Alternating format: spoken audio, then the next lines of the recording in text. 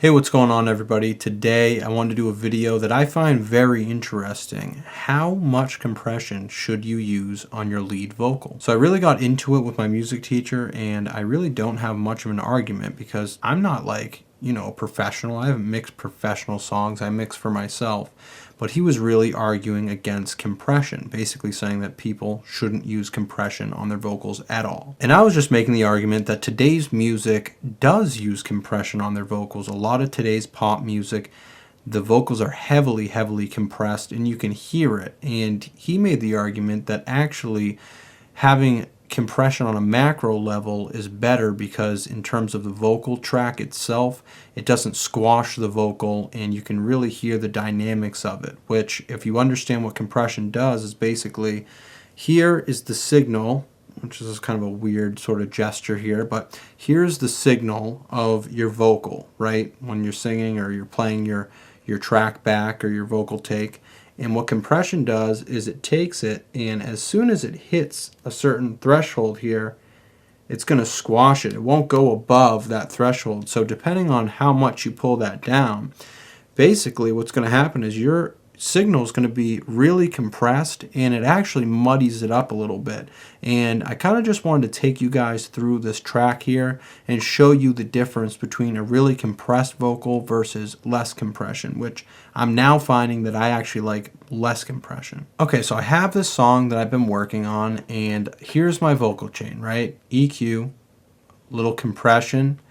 This is a preamp that I've done a whole video on, by the way, and I will put a card up above.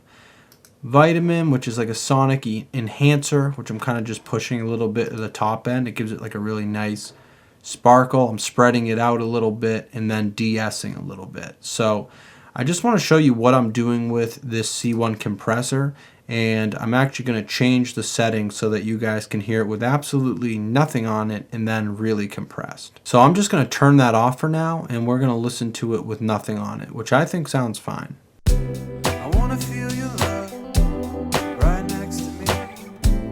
I miss the way you always used to hold me. But you let me go, and it hurts to say that someone else is bound to take my place. Okay, so that's with no compression at all, and now we're going to introduce this compressor here. This is the C1 compressor from Waves, and I really like this compressor, but anyway, it's really intuitive, it's very easy, and it actually shows you the gain reduction happening here. So fairly simple layout. You got your ratio right here, so the higher the ratio, let me pull this down so that you understand what happens. You see here how this is curved? The higher the ratio, the more you're going more into limiting, basically, which is just hitting like a wall as opposed to a curve here. And what that means in terms of the vocal is the compressor is hitting it really hard when it's at a higher ratio like this. And when it's at a lower ratio, like 3:1 or 4:1, which is what a lot of people tend to use on vocals, you can see it kind of can go right around it. It's not totally squashing it as opposed to having a higher ratio, which sounds a little bit better to me. I just want to preface this by saying that this is all preference on what you like, so there really isn't a right or wrong answer. There's really just different techniques that you can use, and more compression is going to probably work better in a very, very produced pop song, but in a song like let's say Adele made a song, I don't think they're compressing her vocals all that much just because she's such a phenomenal singer. So let's turn this compressor on, and I'm going to actually start it out at like a 3:1 ratio, and then what we're going to do is just dial the threshold back quite a bit, and then we'll see what it sounds like. I wanna feel your love right next to me. I miss the way you always used to hold me. But you let me go, and it hurts to say that someone else is bound to take my place. So even at a 3:1 ratio right here, it is squashing the signal quite a bit. Now this is without it. I wanna feel your love right next to me. I miss the way you always used to hold me. But you let me go, So you can really hear when it says "but you let me go," it's a bigger signal, and with the compressor that's really going to squash it and tame it, which can actually be kind of a good thing if you're going for that. But if you want more dynamic range in terms of the vocal, then you're not really going to want to compress all that much. So let's try with a threshold of -20 and makeup gain at 1 dB. I wanna feel your love right next to me. I miss the way you always used to hold me. But you let me go, and it hurts to say that someone else is bound to take my place. Now this is with nothing. I wanna feel your love right next to me. I miss the way you always used to hold me. But you let me go, and it hurts to say that someone else is bound to take my place. So I was wrong in this conversation, in my opinion, because my taste has actually changed to really like less compression. But when you don't know, you don't know.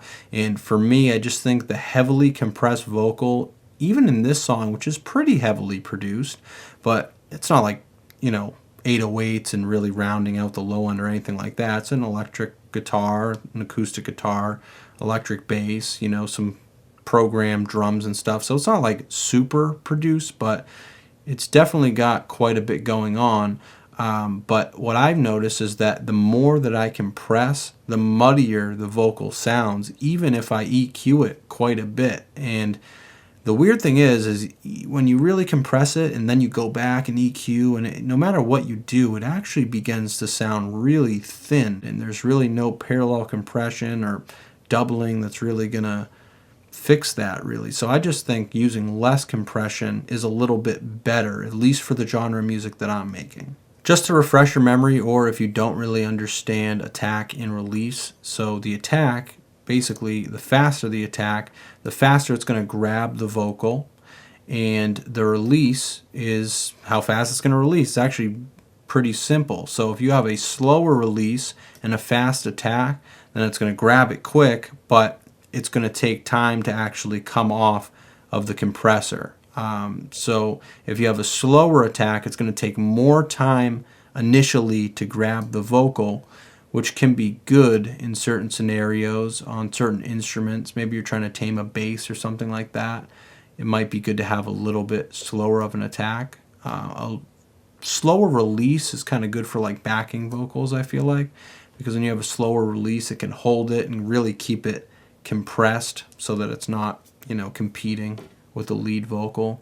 But I find this stuff very interesting. I'm learning a lot myself. I hope you guys got something out of this video. My takeaway from the conversation I had with my music teacher is that I should probably use less compression, if any at all.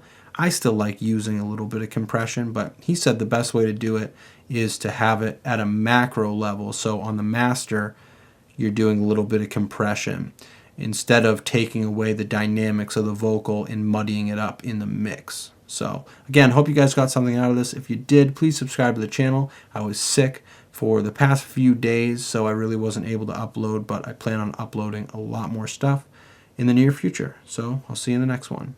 Peace.